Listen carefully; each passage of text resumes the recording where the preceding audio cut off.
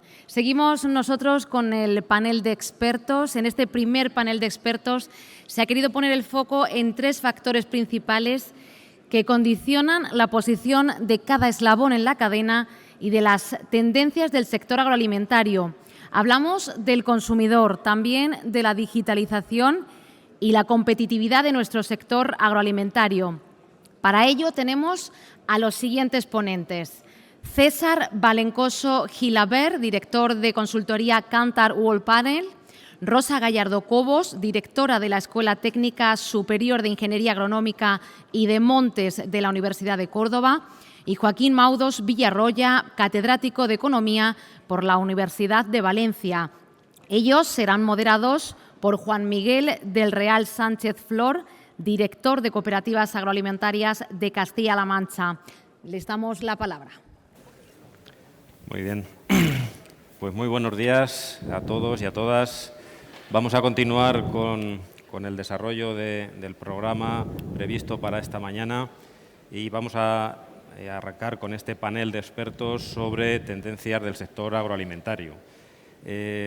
Como se ha dicho en la anterior ponencia, vivimos en un momento de grandes cambios. Algunos cambios son cambios programados, ¿no?, que no vienen dados por las estrategias de sostenibilidad que vienen recogidas en la Agenda 2030 o en los Objetivos de Desarrollo Sostenible que ha establecido la ONU, pero otros cambios vienen provocados por circunstancias que también se han comentado esta mañana, imprevistas, excepcionales, y que nos han obligado, pues, lógicamente, a tener que readaptar en muchas ocasiones nuestras estrategias empresariales, pues, a estas nuevas circunstancias derivadas de la crisis sanitaria, derivadas de los conflictos bélicos, de la invasión rusa en Ucrania, que ha provocado efectos colaterales que eran imprevisibles hace poco más de 2 años y que han alterado las reglas de juego de forma muy notable para toda la sociedad, para todas las empresas y, por supuesto, también para los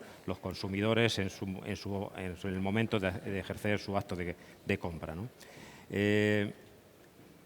También ha generado muchas incertidumbres todos estos cambios, tanto los programados como los no programados, y que nos obliga, como decía, pues a tener que repensar, ¿no?, muchas de nuestras estrategias empresariales y, por tanto, tener que adaptarnos a estas nuevas tendencias que vienen derivadas del entorno en el que nos encontramos. Muchos serían los factores que podríamos analizar en una jornada como la que ahora tenemos, pero hemos elegido 3 temas que consideramos que son, o 3 factores que son muy importantes para analizar esta nueva situación, estas nuevas tendencias del sector agroalimentario, como es el nuevo consumidor que tenemos en estos momentos, la digitalización como un reto y una oportunidad para nuestro sector agroalimentario y los factores de competitividad de nuestras industrias agroalimentarias en relación con el contexto europeo. Para abordar estos 3 temas, pues vamos a contar con 3 ponentes de muy alto nivel que me acompañan aquí a mi derecha, que iré presentando a medida que vayamos desarrollando cada uno de los bloques de estos 3 temas que les acabo de anunciar. Ya se ha dicho al principio de la jornada que bueno, todos aquellos que queráis hacer alguna pregunta, pues podéis utilizar las tarjetas que se os van a facilitar. Si esperemos que haya tiempo al final del panel para poder formularlas. En todo caso, los 3 ponentes nos van a acompañar durante el café y en el caso de que no hubiese tiempo suficiente, ellos se han prestado también a poder comentar con cualquiera de vosotros cualquier duda que surja a lo largo de sus exposiciones, para las cuales les vamos a dar a cada uno de ellos 20 minutos y yo estaré un poco atento a que a medida que os queden unos 5 minutos, pues os avisaré para que podáis ajustar el tiempo de vuestra exposición. Bueno, pues entrando ya en materia, la primera de las cuestiones que os planteábamos para este panel de expertos es el que tiene que ver con las tendencias de alimentación y consumo.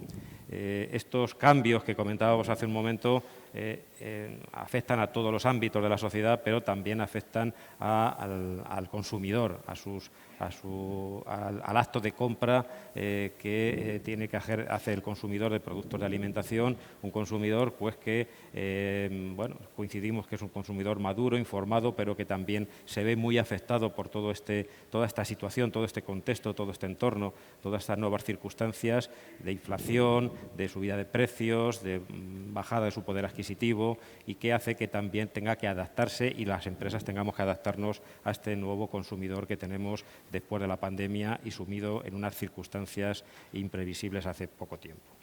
Para desarrollar este tema contamos con César Valencoso, que es director de consultoría de Kantar Worldpanel. Él es licenciado en Técnicas de Investigación de Mercados y diplomado en Ciencias Empresariales por la Universidad de Barcelona. Lleva más de 20 años dedicado al mundo de la investigación y la consultoría y es actualmente el director del Departamento de Consultoría de Kantar Worldpanel. Es ponente habitual en foros de gran consumo, profesor titular en la Universidad de Barcelona, cuenta con 2 libros publicados, Impulsa tu marca, incrementa las ventas y El neurocomprador, y él forma parte de Kantar Worldpanel, que es una de las empresas más importantes, más relevantes, de referencia en el análisis del comportamiento del consumidor, el análisis de los mercados y una de las referencias básicas para la toma de decisiones en el mundo empresarial en relación con la marca y con la gran distribución y con la forma de entender el consumidor, ¿no? Así que, César, pues cuando quieras, te doy la palabra.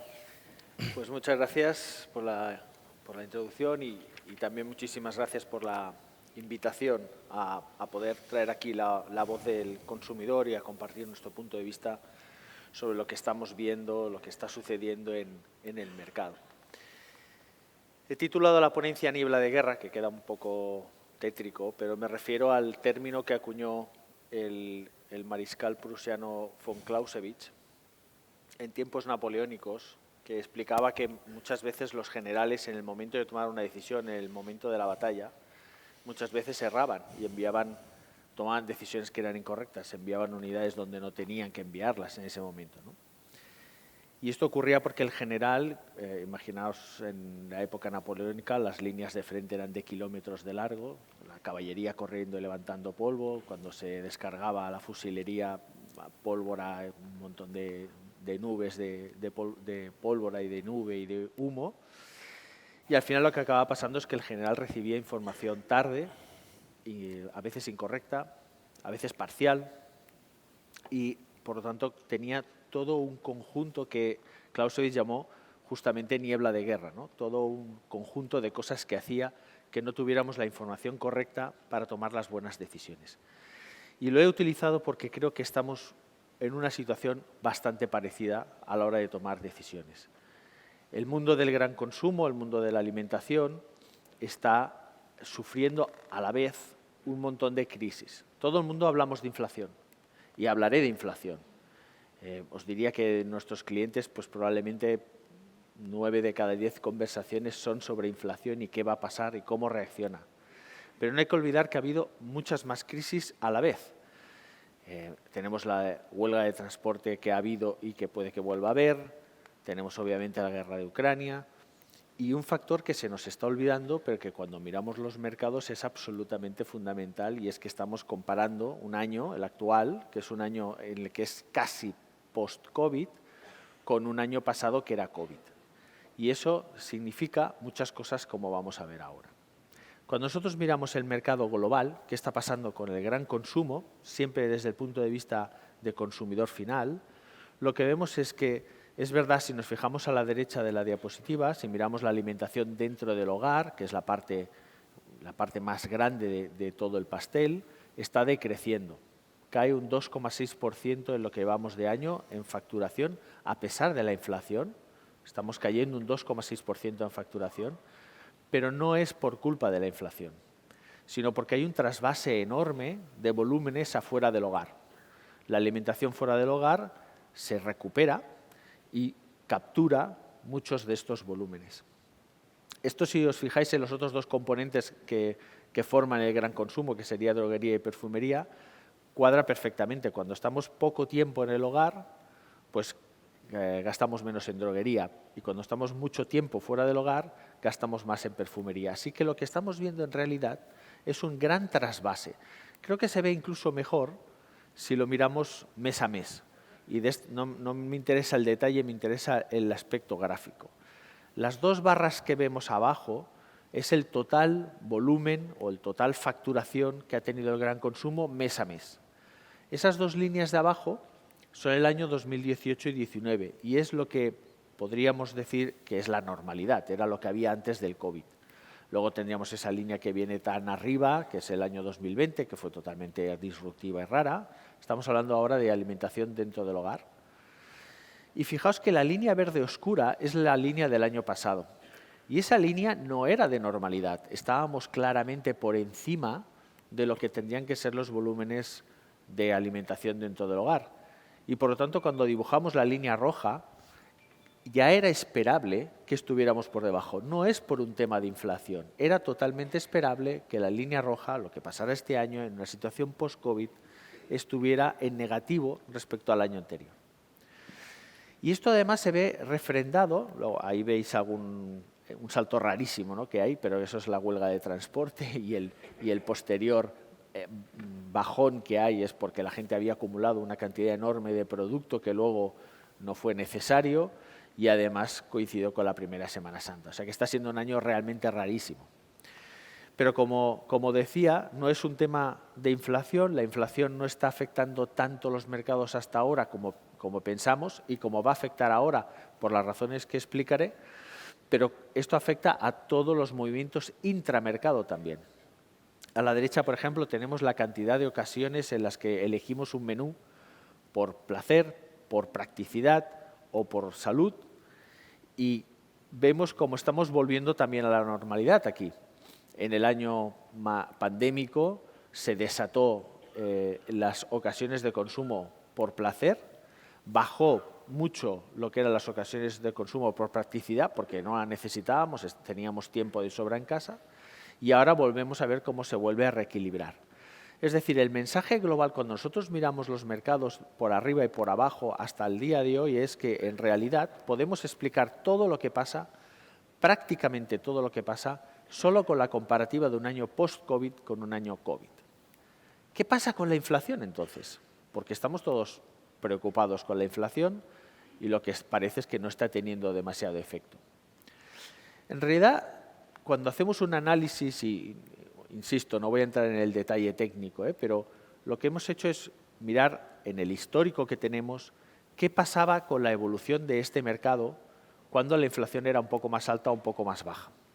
Es lo que habéis representado en la izquierda. Para hacerlo fácil, digamos que cuando esa línea punteada, si está en horizontal, es que no hay relación en estas dos variables. Si está más vertical, es que hay más relación. Y como podéis ver, es muy horizontal. Lo que nos está diciendo es que, en realidad, este mercado no es elástico a la inflación. El gran consumo, especialmente la alimentación, no se mueve demasiado en demanda si el precio sube o baja. Y si lo pensamos un poco, tiene sentido. Si yo estoy con dificultades para llegar a final de mes porque tengo mucha inflación, pues voy a cortar gastos. Pero, hombre, cortar precisamente comer es lo último que haré. Primero cortaré otras cosas. Y al revés pasa lo mismo. Si ahora de repente el país empieza a funcionar y la economía muy bien y empiezo a ganar más dinero, no me voy a inflar a comer. Gastaré el dinero en otras cosas. Lo cual hace que este mercado es un mercado muy particular. Es un mercado muy inelástico. Y eso significa que deberíamos tenerlo en cuenta cuando vayamos a reaccionar sobre este mercado. Esto lo que provoca es que cuando miramos los mercados de gran consumo, y esto no es un fenómeno de España, es global, especialmente del oeste de Europa o la parte más, los países más del oeste de Europa o de Estados Unidos, normalmente el gran consumo evoluciona al ritmo de la inflación, porque el consumidor la paga. Si la inflación es de un 1, el gran consumo crece un 1, si la inflación es de un 3, pues el gran consumo crece un 3. Perdón. O sea, el primer punto importante es que voy a seguir comiendo aunque haya inflación. Pero claro, muchos estaréis pensando, hombre, sí, pero yo puedo elegir productos de muy diferente precio. Yo puedo seguir comiendo porque, claro, si dejo de comer es un problema diferente, pero en vez de elegir ciertos productos, elijo productos más baratos o elijo marcas más baratas o las compro en tiendas más baratas o en ofertas o en momentos más baratos. Ese conjunto de acciones que yo hago para que mi cesta salga más barata es lo que llamamos downtrading. Da igual el palabrejo. La cuestión es acciones que hago para hacerlo más barato. Y hasta día de hoy no estamos viendo downtrading. No muy grande. Es verdad que esto está muy afectado por el tema de la huelga de transportes, porque hubo acumulación de aceite, por ejemplo, que es muy caro respecto a otros productos, y esto lo puede alterar. Pero no hay mucho, y es más, cuando lo miramos en el conjunto en los diferentes años, pues vuelve a salir que la línea, si os fijáis, es muy horizontal. Y esto significa que, otra vez, no hay demasiada correlación. Así que hasta aquí la conclusión sería que, en realidad, no es súper importante que la inflación sea un 4 o un 6, o un 6 o un 7, porque este mercado no se mueve mucho. Pero, y es un gran pero, es un pero muy grande, esta inflación no solamente es más alta que las anteriores, sino que tiene un factor, un componente muy diferente. Y ese componente es que la inflación es la noticia.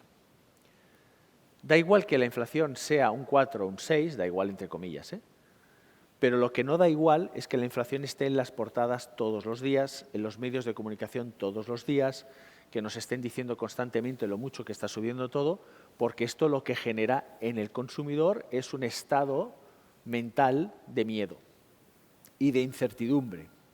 Y cuando el consumidor tiene miedo e incertidumbre, entonces sí que reacciona.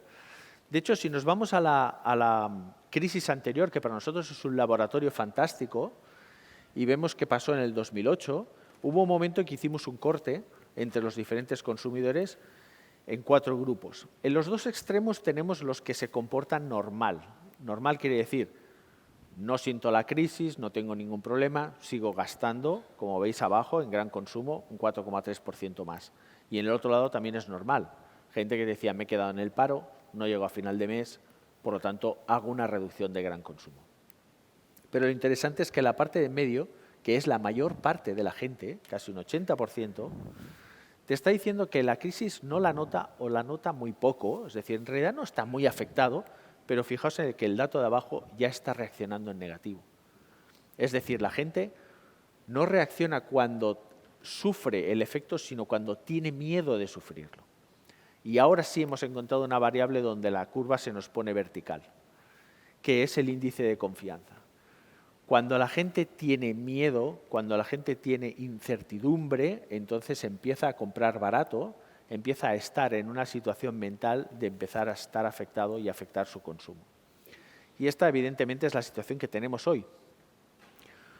Así que tenemos el caldo de cultivo perfecto para que puedan pasar cosas. Y ahora viene el gran problema que tenemos en este mercado, que es la reacción de la industria. Porque normalmente en estas situaciones suele haber una gran sobrereacción.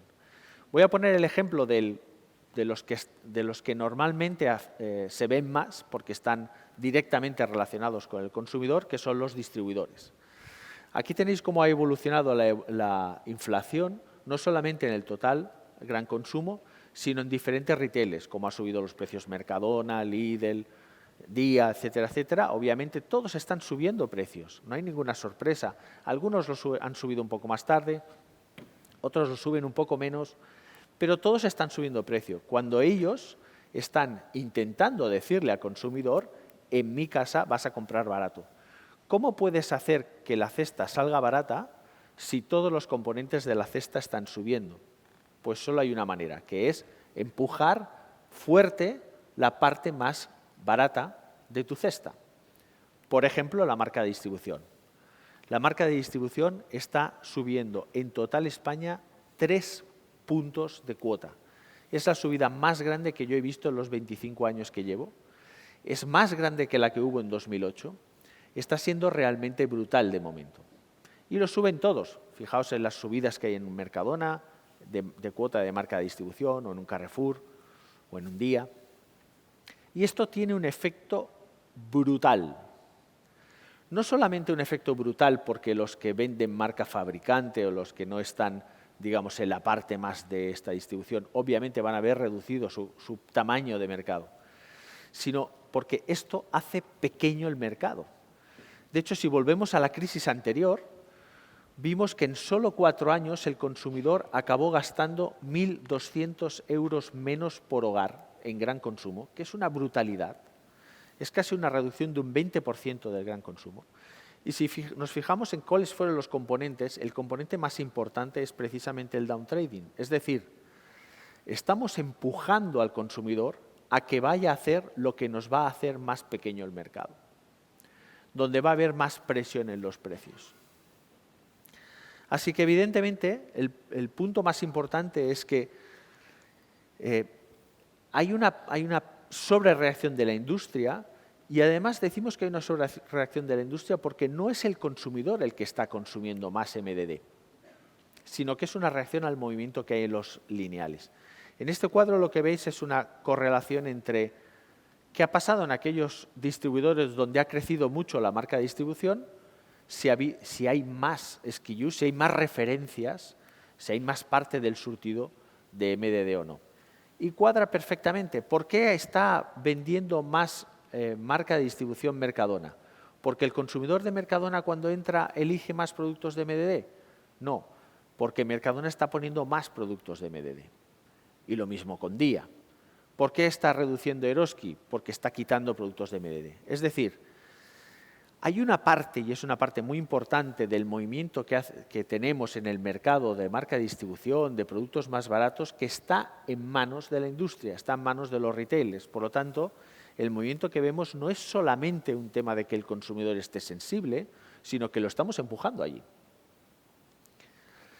Y nuestra reflexión sobre qué hacer en estos momentos, diríamos que tiene 3 grandes puntos fundamentales. El primero es que es obvio que hay gente, hay hogares que lo están pasando mal y que necesitan que les hablemos solo de precio. Y da igual nuestra necesidad de vender más caro o de mantener nuestros márgenes. Ellos solo quieren precio. Pero no es todo el mundo. No todo el mundo es igual. Hay muchos compradores muy diferentes.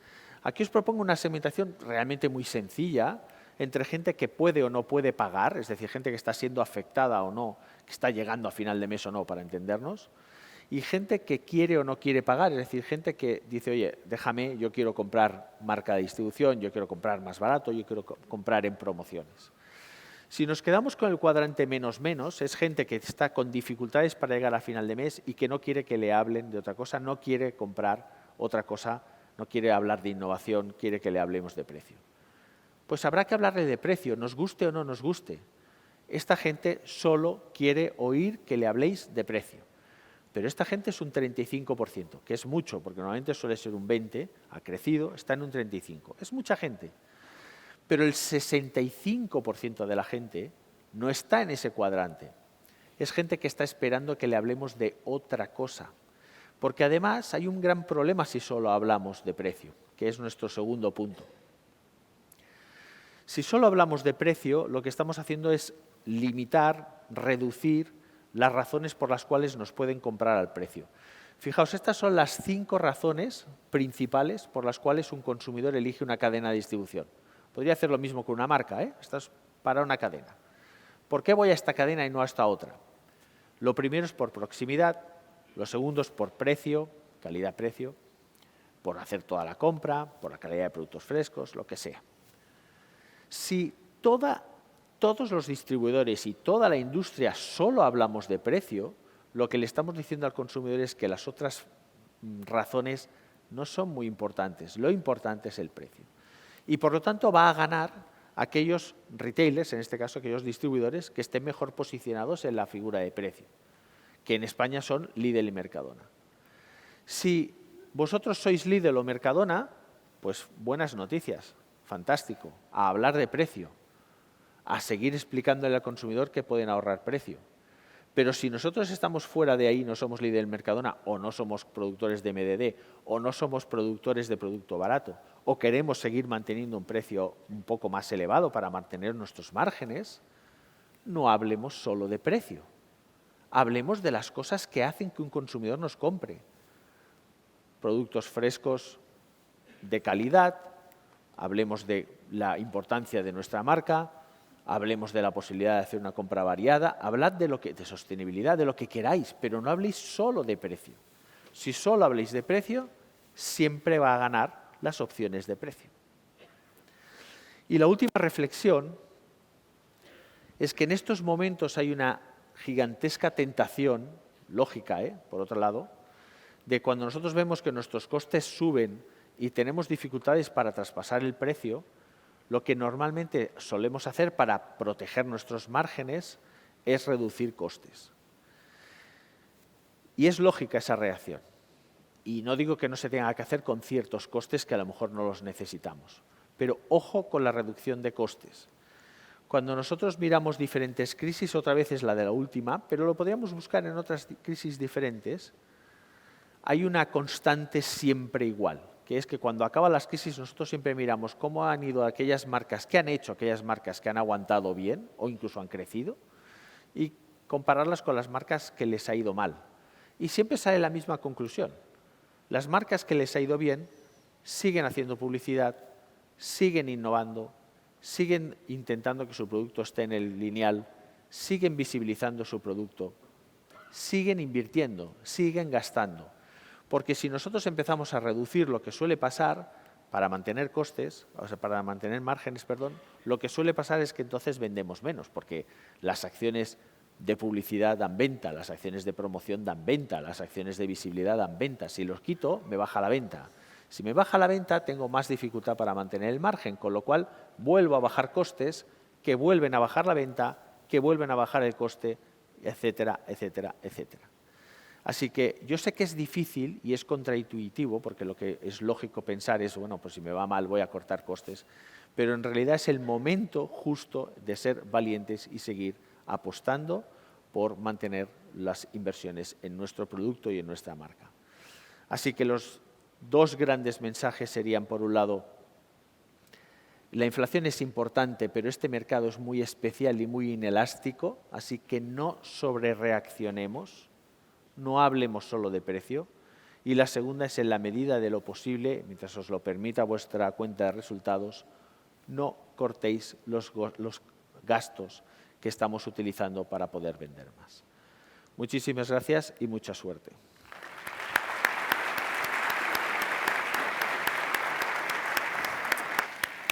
Muy bien, pues muchísimas gracias, César, por tu ponencia y por tus consejos, ¿no? Qué importante es conocer qué pasa por la mente del consumidor para que podamos adaptar nuestras decisiones y nuestras estrategias. Bueno, pasamos al segundo tema que os proponíamos para esta mañana, que tiene que ver con la digitalización como reto y como oportunidad para el sector agroalimentario. Creo que todos somos conscientes de cómo se ha acelerado el proceso de inmersión en la digitalización en estos últimos años, en toda la sociedad, en todas las empresas, y lo importante que resulta en estos momentos para el sector agroalimentario, pues abordar el proceso de transformación digital para mejorar nuestra competitividad, para mejorar nuestra productividad, nuestra aportación a la sostenibilidad. Y creo que también somos conscientes que las herramientas existen, las herramientas tecnológicas. Ahora el reto es cómo adoptamos esas herramientas en nuestras empresas, cómo vencemos las dificultades que hay en nuestro sector para adentrarnos de forma eficiente en el reto de la digitalización, contando con asesores que nos acompañen, contando con formación de todos los actores que forman parte de nuestra cadena, fomentando el relevo también de gente joven en nuestro sector agroalimentario que ayude a propiciar ese cambio. En fin, un reto apasionante del que nos va a hablar la siguiente ponente, Rosa Gallardo, que es doctora ingeniera agrónoma por la Universidad de Córdoba y catedrática del Departamento de Economía Agraria de esta universidad. Desde 2016 es la directora de la Escuela Técnica Superior de Ingeniería Agronómica y de Montes de la Universidad de Córdoba, desde donde está desplegando una estrategia integral de impulso de competencias digitales. Ha recibido en el 2020 la mención honorífica de la 11ª edición de los Premios de Excelencia a la Innovación para Mujeres Rurales del Ministerio de Agricultura, Pesca y Alimentación y acredita una labor docente muy amplia y además con una vocación de llevar la teoría a la práctica, que es quizá uno de los aspectos más importantes a destacar en Rosa. Así que, Rosa, tienes tú la palabra. Muy bien. Pues muchas gracias y muy buenos días a todos. Y lo primero, agradecer a Cooperativas Agroalimentarias de España la invitación para poder participar en este 8º Congreso, que tiene un título tan inspirador: avanzar hacia la sostenibilidad y, sobre todo, hacerlo juntos. La verdad que es un placer poder compartir reflexiones sobre uno de los grandes retos que tiene que abordar el sector agroalimentario, que es el reto de la transformación digital. Y es un reto que, como veremos, abre un escenario con muchas oportunidades, pero no es un proceso que esté exento de obstáculos. Y, bueno, de eso vamos a hablar, de qué obstáculos existen y cómo podemos salvarlos para avanzar hacia la transformación digital. Una brevísima referencia al contexto, porque ya en la sesión anterior se ha presentado perfectamente cuál es el contexto en el que nos movemos. Sin duda alguna, el sector agroalimentario se enfrenta a grandes e importantes retos que se han visto agudizados pues, por todo el contexto y la situación geopolítica que estamos atravesando. En España, pues, es bastante improbable que suframos desabastecimiento, pero sí que nos vamos a enfrentar, como el resto del mundo, a precios más elevados y la elevación también de los costes de producción, lo que genera esos desajustes en el mercado. El escenario al que nos enfrentamos es un escenario complejo. Es un escenario que nos obliga a producir más, pero sobre todo nos obliga a producir mejor. Nos obliga a ser más eficientes en la utilización de unos recursos que son más escasos, pero que también son más caros, como hemos visto en la sesión anterior, y nos obliga también a producir protegiendo el planeta. Avanzar en estas tres dimensiones, más productividad, más rentabilidad y más sostenibilidad, solo es posible hacerlo simultáneamente con innovación.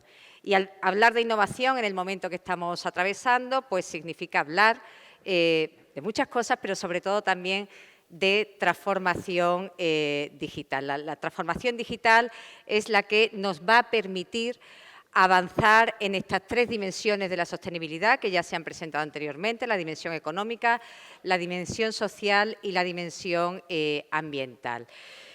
¿Pero qué es la digitalización? ¿A qué nos referimos cuando hablamos de la transformación digital del sector? Bueno, pues nos referimos a aprovechar las oportunidades que ofrece la tecnología para poder medir, para poder analizar y para poder decidir mejor, que es el fin último. La digitalización no es el fin, la digitalización es el medio para poder decidir mejor. Se trata de disponer de datos suficientes en cantidad y en calidad, y eso significa poder escuchar mejor lo que el suelo, lo que la planta o lo que la atmósfera tiene que decirnos. Estos datos podemos obtenerlos a través de sensores, de satélites, de teléfonos móviles también, de drones, y con las herramientas adecuadas se trata de transformar esos datos en una información que pueda ser útil para el agricultor, para el ganadero, para el técnico, para la industria agroalimentaria, con el objetivo de tomar mejores decisiones. Cuánto y cuándo regar, cuánto fitosanitario aplicar, a qué mercado dirigirme, cuándo dirigirme. Es decir, se trata de aplicar la cultura analítica al sector agroalimentario. Estoy convencida que digitalización y sostenibilidad va a ser el binomio del futuro, porque la digitalización como instrumento de la sostenibilidad es lo que nos va a permitir optimizar procesos, que en este momento es algo tan importante. Se ha dicho ya, la sostenibilidad es una exigencia del contexto, sobre todo del contexto institucional, Pacto Verde, política agraria, pero también es una exigencia del consumidor y del cliente, y de esta forma puede convertirse en un valor. Y las herramientas digitales nos permiten evidenciar ese valor que el sector agroalimentario puede aportar. Nos permite evidenciar que el sector agroalimentario es eficiente en el uso de los recursos, optimiza procesos, garantiza calidad, garantiza trazabilidad, y eso al final genera confianza, y la confianza es importante en cualquier sector y mucho más en el sector agroalimentario. Por tanto, bueno, la sostenibilidad podemos acercarnos a ella desde esa perspectiva, desde la perspectiva del valor que puede ofrecer a un sector como el nuestro, que está atravesando esas circunstancias tan complejas que estamos viviendo. La transformación digital ofrece oportunidades claras al sector agroalimentario, oportunidades de distinto tipo, por supuesto, oportunidades económicas. La transformación digital va a permitir aumentar la productividad, nos permitirá también reducir costes tanto de producción como de logística, porque nos va a permitir, como he dicho antes, optimizar procesos, decidir mejor cuánto, cuándo aplicar y cuándo realizar determinadas operaciones. Nos va a permitir también luchar contra algo que es importante en estos momentos, que es las pérdidas y desperdicio alimentario. Nos permitirá, en general, aprovechar mejor las oportunidades de mercado, a qué mercado acudir, cuándo acudir, en qué condiciones. Nos va a permitir también la detección precoz de riesgos productivos con el fin de poder actuar antes y evitar pérdidas en nuestras cosechas y, en general, mejorar la gestión de los riesgos en los procesos productivos. También la digitalización, la transformación digital ofrece oportunidades ambientales importantes en el momento que estamos viviendo.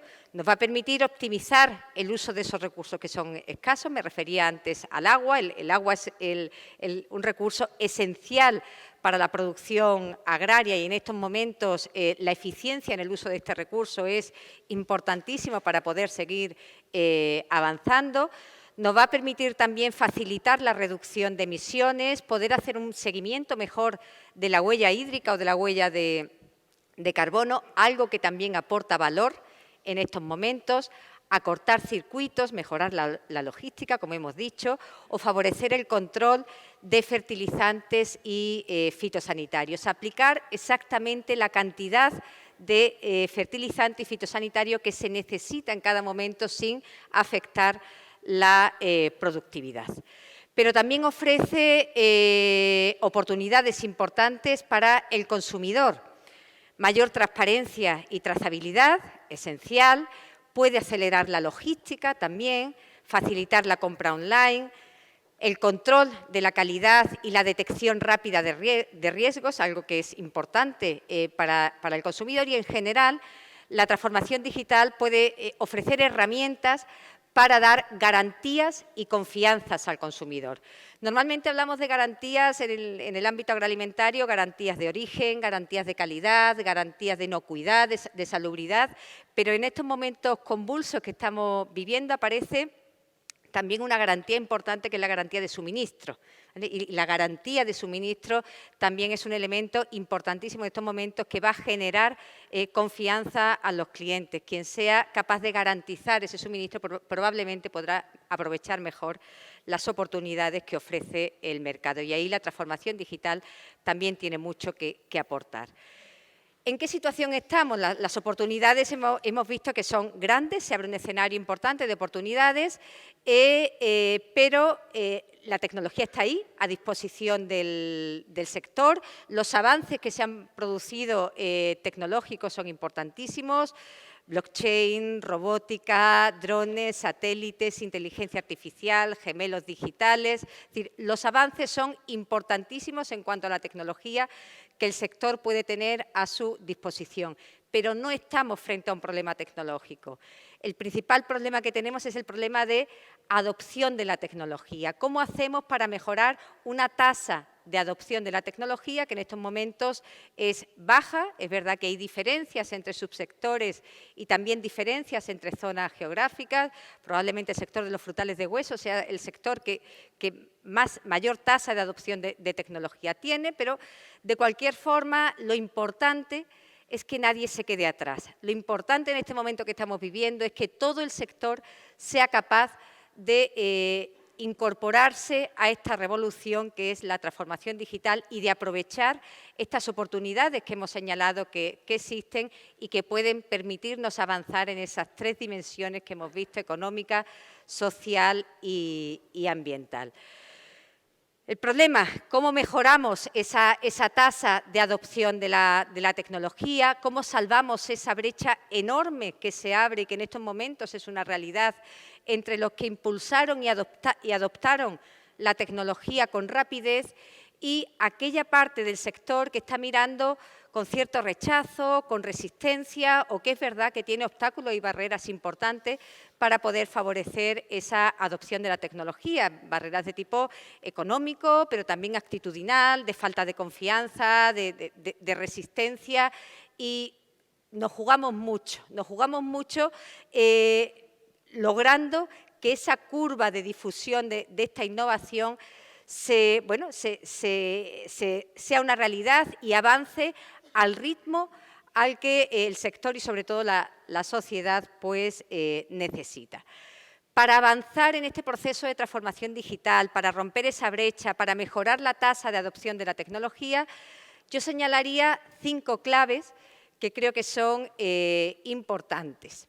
La primera de ellas, y la ha citado el moderador anteriormente, formación, capacitación y asesoramiento. Son elementos fundamentales para poder avanzar. En este informe de la Comisión Europea, donde se recogen las principales barreras y obstáculos para la transformación digital en el sector agroalimentario, aparecen barreras de tipo económico, el coste de adopción, el coste de adaptación de procesos, pero por encima de todas y destacando de forma importante aparece la dificultad para contratar personal con las competencias adecuadas.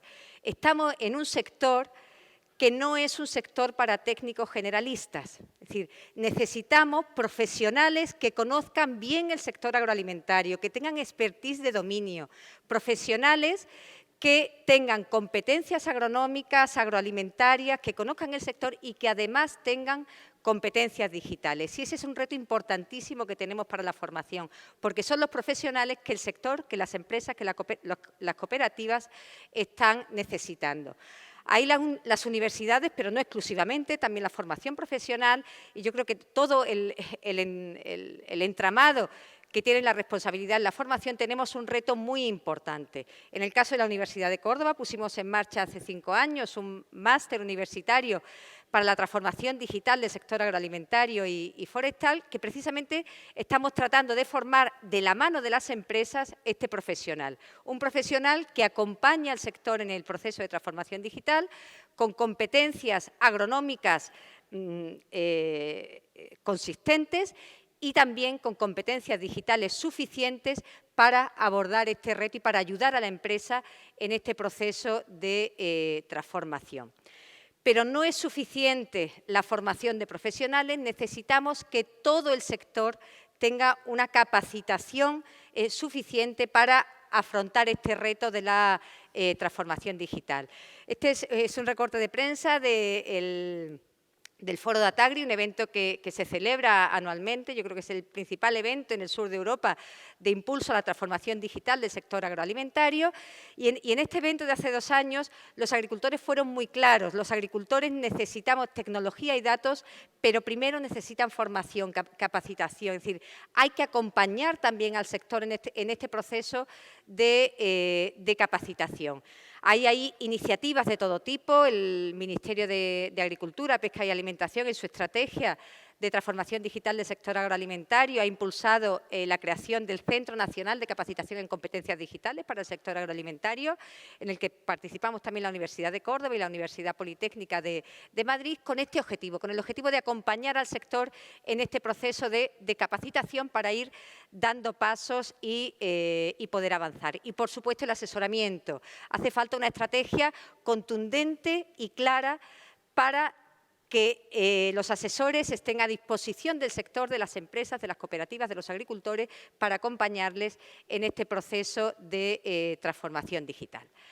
La segunda clave, los datos. Ya hemos dicho que esto de la transformación digital va de poder disponer de datos que transformemos en información que nos ayude a decidir mejor. Necesitamos datos en cantidad y en calidad y con la calidad suficiente para poder obtener la información útil para el agricultor o para la industria agroalimentaria. Y es muy importante en este sentido las actitudes. Ahí Enrique Dans, y cojo esa frase porque creo que es muy ilustrativa, dice que la transformación digital en la agricultura no es incorporar tecnología, sino cambiar actitudes para agregar valor compartiendo datos. El valor lo vamos a obtener de esa actitud para compartir datos. Es decir, hay que cambiar actitudes para pasar de la inquietud de compartir los datos a valorar lo que podemos obtener si los compartimos bien. Y en este sentido, pues quiero destacar la importancia del cuaderno de campo como herramienta de apoyo a la decisión y la apuesta decidida que ha hecho también Cooperativas Agroalimentarias de España, pues para poder sacarle todo el valor posible a esos datos, convertir esos datos en información útil para todas las cooperativas, para todos los agricultores y para todos los técnicos. Y un elemento importante también en cuanto a los datos, estamos hablando de una cadena de valor agroalimentaria y la interoperabilidad de estos datos también es muy importante. Los datos deben avanzar a lo largo de toda la cadena y ahí tenemos también un reto muy importante. La tercera clave, la conectividad. Sin conectividad no hacemos nada. Necesitamos conectividad en todo el entorno rural y en las explotaciones agrarias y ganaderas. Es verdad que se han dado pasos a lo largo del año 2021. El plan de extensión de banda ancha mejoró la conectividad. En el plan de recuperación y transformación y resiliencia hay un programa, la convocatoria único de banda ancha de 2022, que también quiere mejorar estas condiciones, pero queda camino todavía por andar. La cuarta clave, el relevo generacional, también se ha comentado. Necesitamos jóvenes, porque de ellos va a depender que el ritmo de la transformación digital sea el ritmo necesario para este sector. El gráfico que tienen ahí es un gráfico que refleja los datos del último censo que ha sido publicado recientemente y las barras en color rojo son a nivel nacional, las barras en color verde son de Andalucía. Vemos en la barra de la derecha que más del 40% de los jefes de explotación tienen más de 65 años y apenas el 4% de estos jefes de explotación tienen menos de 35 años. Tenemos un problema de relevo generacional, necesitamos jóvenes en el sector y probablemente la tecnología y la digitalización son elementos para atraer jóvenes al sector. Y esto es responsabilidad de todos que comuniquemos y comuniquemos bien. Y la última clave para avanzar juntos, como dice el lema de este congreso, alianzas. Este es un camino que tenemos que recorrer juntos para trabajar y avanzar juntos. Agricultores, empresas agroalimentarias, empresas tecnológicas, entidades financieras, la universidad, la administración, los centros tecnológicos. Hay que crear esos ecosistemas de apoyo a la innovación, de apoyo a la digitalización para poder avanzar juntos. Esos modelos de innovación lineales en los que la investigación de la universidad se transfería linealmente al sector, eso se acabó. Estamos hablando ahora mismo de modelos en red, de la creación de ecosistemas en los que todos los actores de ese ecosistema co-creamos, cooperamos y avanzamos juntos. Esa es la forma y el modelo de innovación que tenemos. Y rescato aquí también el logo y la referencia de Datagri, porque Datagri refleja esa forma de alianza. Es una asociación para el impulso de la transformación digital en la que está la universidad, el sector, cooperativas agroalimentarias, empresas tecnológicas y es la forma de avanzar juntos y el próximo noviembre se celebrará la próxima edición en El Ejido. Y concluyendo, a modo de conclusión, la agricultura, como hemos dicho, será productiva, tiene que ser productiva, tiene que ser rentable, sin duda alguna tiene que ser rentable y tiene que ser sostenible. Y si no lo es en estas tres características, pues no será. Y para poder encontrar una agricultura que sea productiva, rentable y sostenible, la agricultura será digital. Necesita la transformación digital para avanzar en estas tres direcciones. Los avances tecnológicos son enormes, pero el reto está en intensificar la adopción de la tecnología. Y corremos el riesgo de pensar que el reto es solo tecnológico, ni mucho menos. El menor de los problemas que tenemos ahora mismo es la tecnología. Hay otros problemas que son los que tenemos que abordar como los que he señalado anteriormente. Relevo generacional, formación, asesoramiento, alianzas, cambio cultural, actitudes, son factores que van a ser determinantes para este proceso de transformación. Las oportunidades están ahí.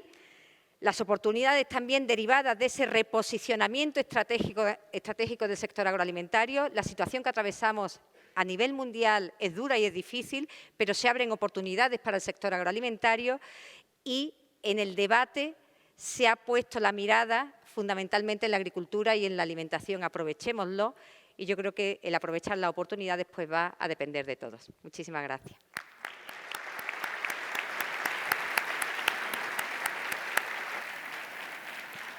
Bueno, pues muchísimas gracias, Rosa, por tu intervención. La verdad es que os estáis ajustando muy bien al tiempo.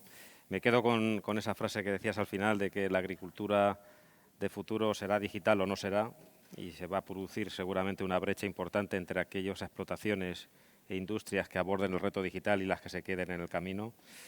Y será un factor de competitividad, por supuesto, clave para el futuro. Y de eso vamos a hablar ahora. Vamos a pasar al tercer bloque, que tiene que ver con las palancas de competitividad del sector agroalimentario español en el contexto europeo. Vamos a hablar de los principales indicadores de esa competitividad, de la producción, del valor añadido, de empleo, de comercio exterior, de innovación. Y para ello vamos a contar como ponente con Joaquín Maudos, que es doctor, premio extraordinario en Ciencias Económicas y Empresariales, catedrático de Economía de la Universidad de Valencia y director adjunto de investigación del Instituto Valenciano de Investigaciones Económicas y del CUNEF, de Colegio Universitario de Estudios Financieros.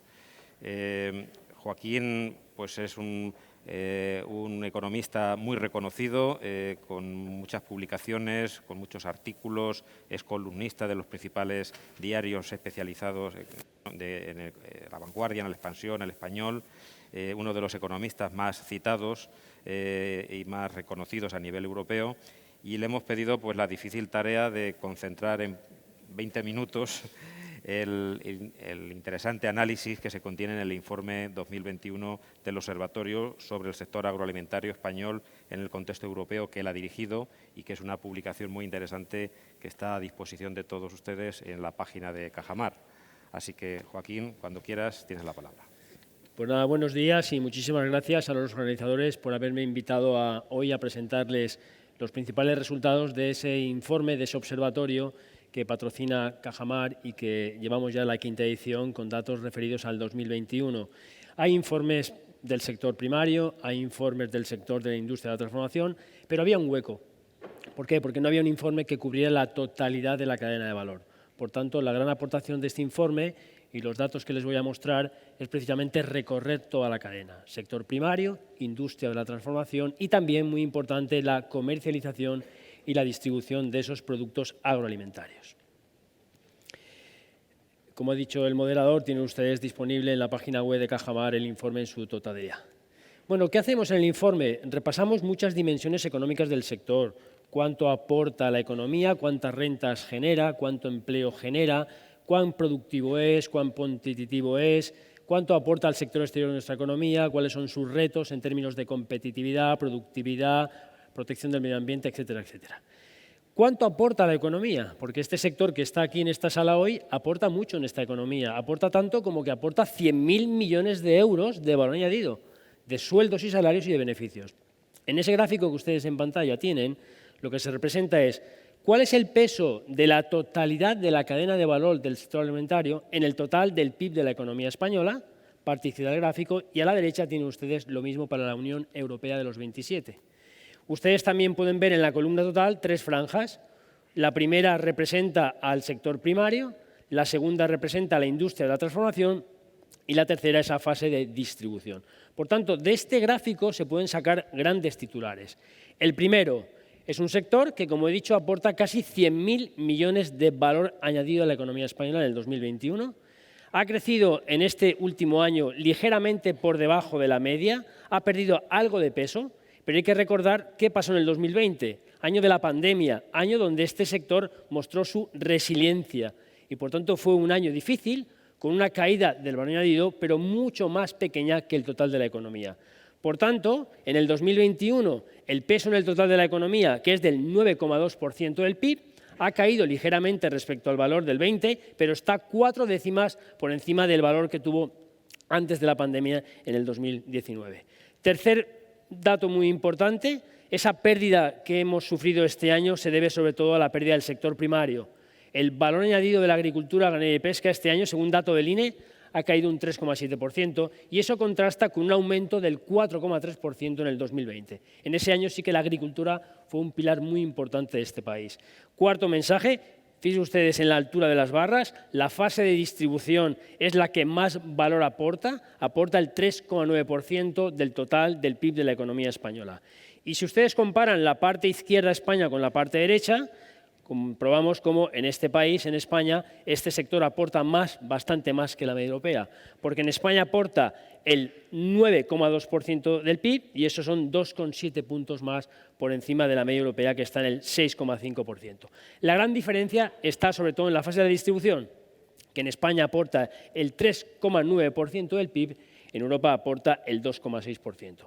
También en el sector primario destacamos por encima de la media europea y también en la industria. En el sector primario aportamos el 3% del PIB frente al 1,8% de Europa y en la industria el 2,4% frente a ese 2% de la Unión Europea. Bueno, ¿y qué aportamos al valor añadido de toda la Unión Europea, del sector agroalimentario europeo? Bueno, pues somos la cuarta potencia europea, porque España aporta el 12,4% de todas las rentas que aporta el sector a nivel europeo. ¿Por detrás de quién? De los grandes países. ¿Quiénes son? Francia, ese 17,6%, Alemania, 16,1%, Italia, 14,1%, España es la cuarta potencia con ese 12,4%. Y si vemos las tres fases de la cadena de producción, somos la segunda potencia europea en el sector primario, porque aportamos el 16% de todo el valor que añade el sector a nivel europeo. Somos la cuarta potencia en la industria de la transformación, con ese 9,7%, y somos también la cuarta potencia en la fase de distribución, porque aportamos el 11,9% de ese valor que se añade. Vayamos al mercado de trabajo, o antes del mercado de trabajo. ¿Y dónde somos realmente buenos? ¿Dónde somos los principales productores de la Unión Europea? Pues somos los mejores en tamaño en 5 productos.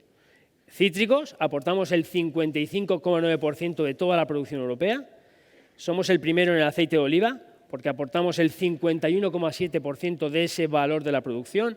También el ganado porcino, casi la cuarta parte, superior a ese 17,1% de Alemania. Somos también la primera potencia europea en las frutas frescas, aportamos el 21% de su valor, y también en los vegetales frescos, porque aportamos ese 20,9%. Somos la tercera potencia europea en 3 productos, primero en la cebada, 19,6%, segundo en las plantas y flores, con ese 12,7%, y también en el ganado bovino. Y también destacar que ya somos el cuarto producto europeo en el caso de las aves de corral. Vamos, como decía, al mercado de trabajo, ¿vale?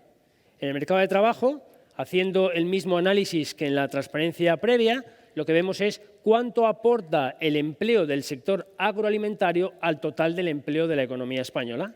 Vemos la parte izquierda, que es España, la parte derecha, Unión Europea. Mensajes importantes a retener, 4 diría yo. En primer lugar, este sector da empleo, da puestos de trabajo a 2,3 millones de personas en el 2021.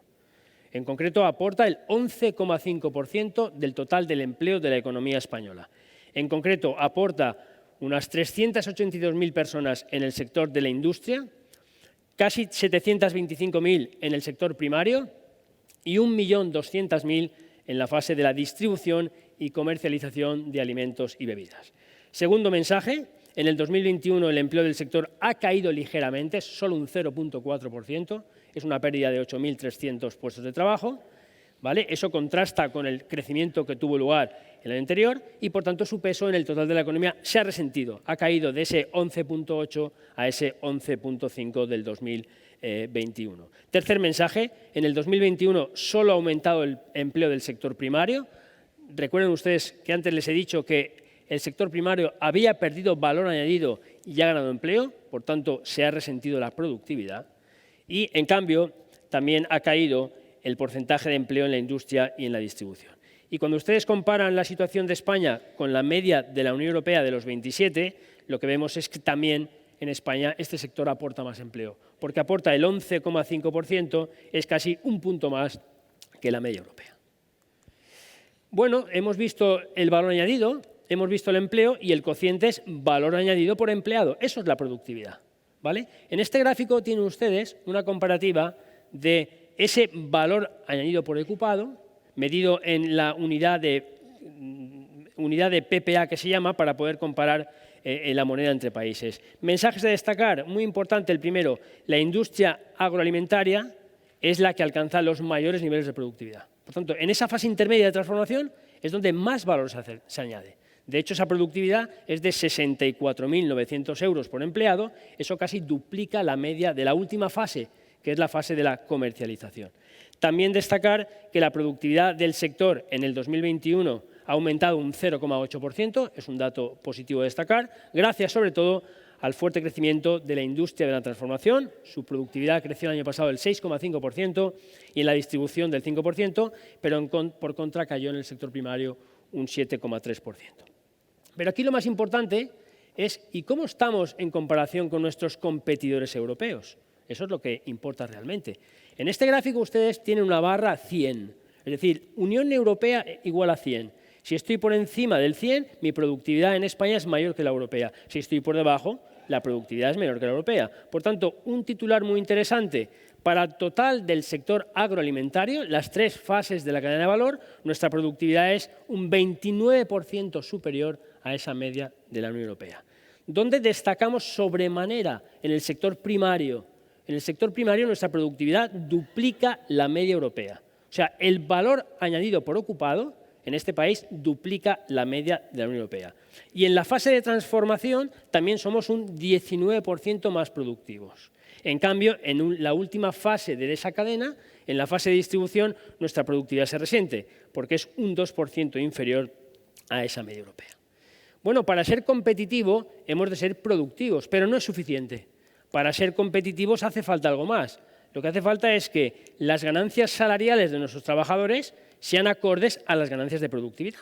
¿Por qué? Porque si yo en una empresa subo el salario por encima de lo que crece la productividad del trabajador, mi competitividad se resiente. Por tanto, tienen que ir acompasadas. Bueno, ¿cómo medimos esto?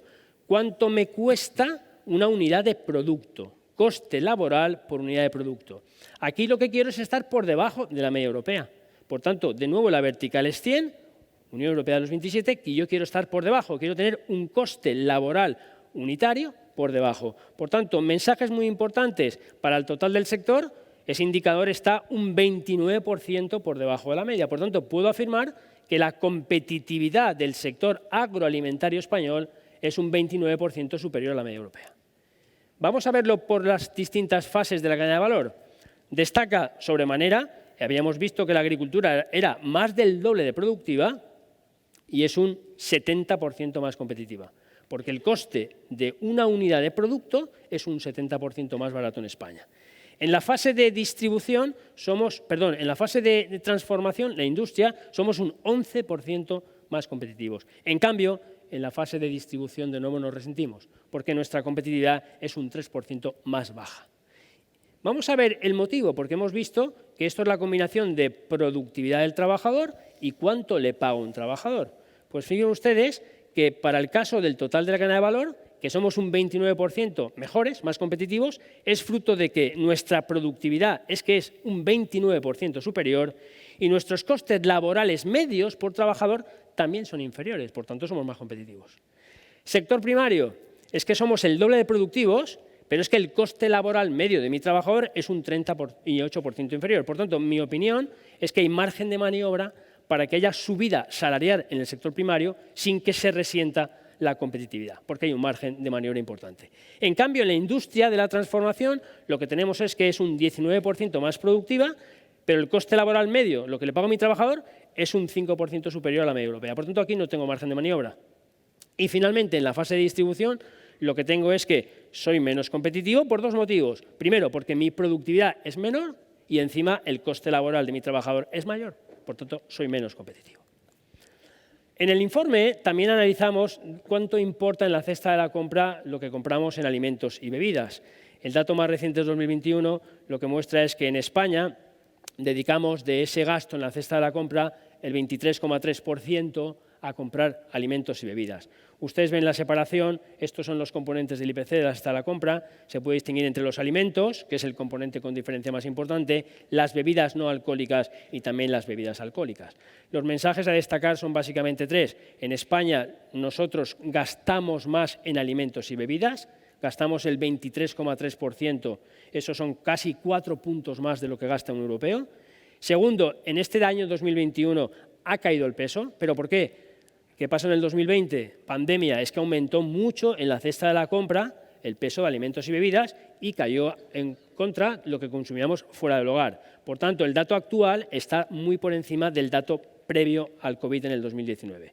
Y como se observa cuando ustedes comparan la Unión Europea con España, la mayor diferencia está en el componente de alimentos. Aquí eso pesa el 20,6% del total, en Europa pesa 15,9%. En cambio, los europeos consumen más bebidas alcohólicas. En su cesta de la compra esto pesa más del doble, o casi el doble que en el caso español.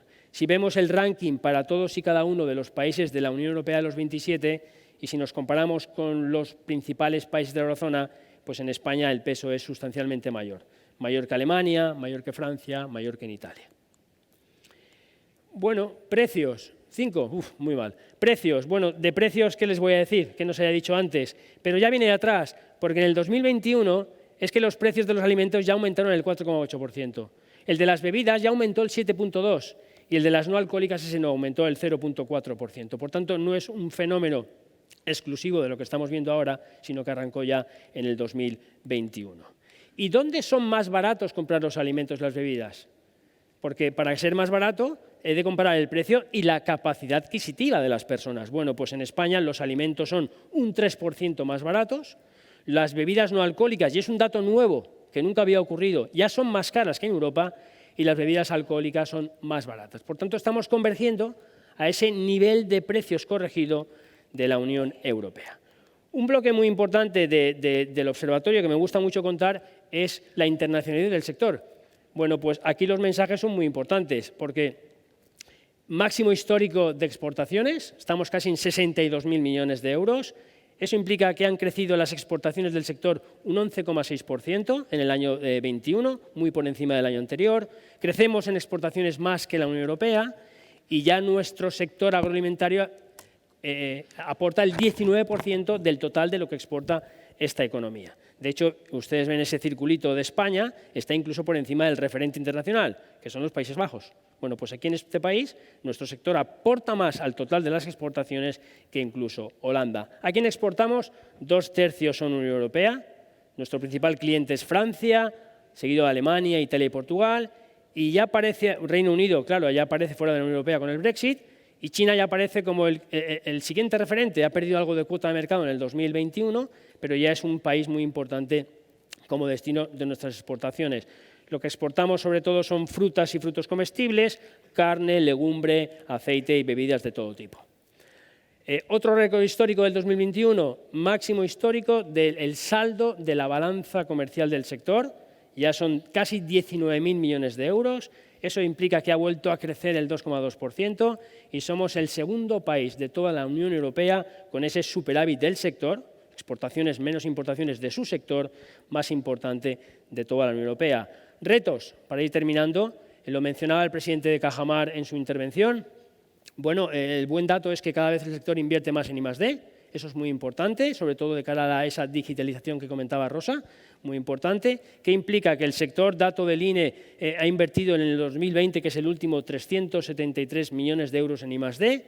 Eso es el 4,3% de todo el I+D que invierten las empresas españolas. Ha vuelto a crecer un 2,1%. Pero, ¿dónde está el pero? El pero está en la brecha que nos separan de nuestros competidores.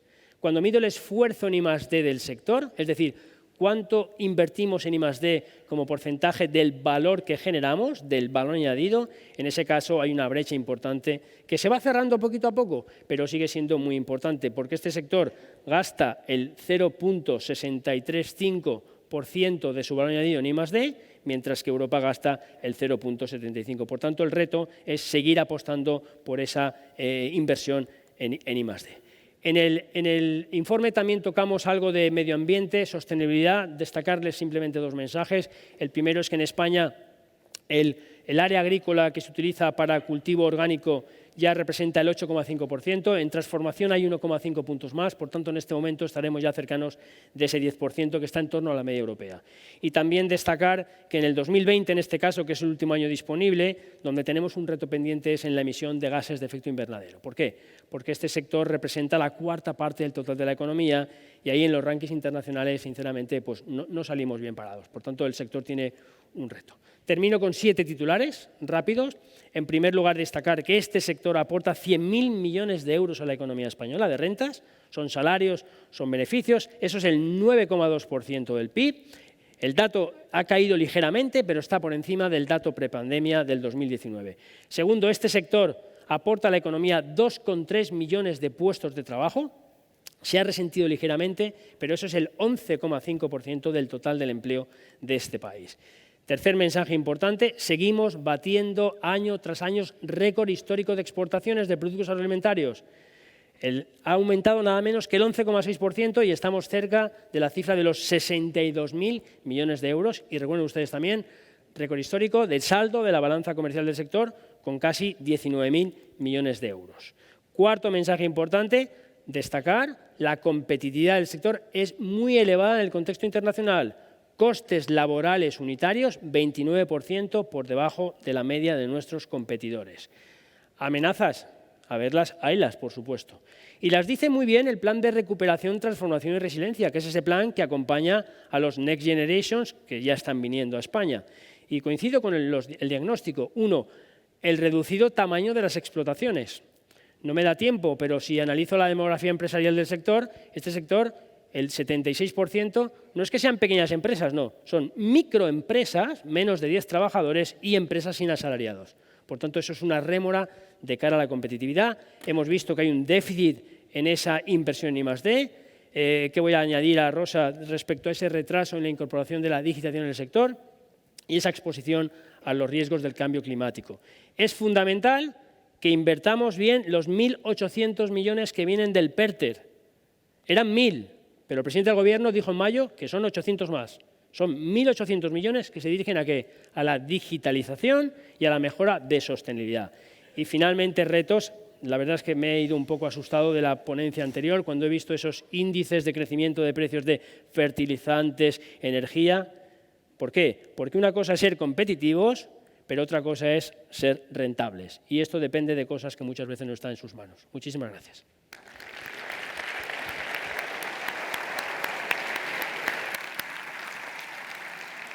Bueno, pues muchísimas gracias, Joaquín. Bueno, parece que los datos nos hacen pensar que vamos por el buen camino, que somos empresas competitivas, que tenemos mucho ámbito de mejora, sobre todo en la innovación, en la digitalización, como se ha dicho. Y yo solo, porque ya vamos con el tiempo bastante ajustados, agradeceros a los 3 ponentes, a César, a Rosa, a Joaquín, vuestra participación, vuestras ponencias, vuestro ofrecimiento ahora durante el café a que si hay alguna cuestión que algún asistente quiera plantearos, pues podáis conversar con ellos y yo pues dar por finalizada este panel de expertos y reiterar el agradecimiento y pedir un aplauso para los 3 ponentes.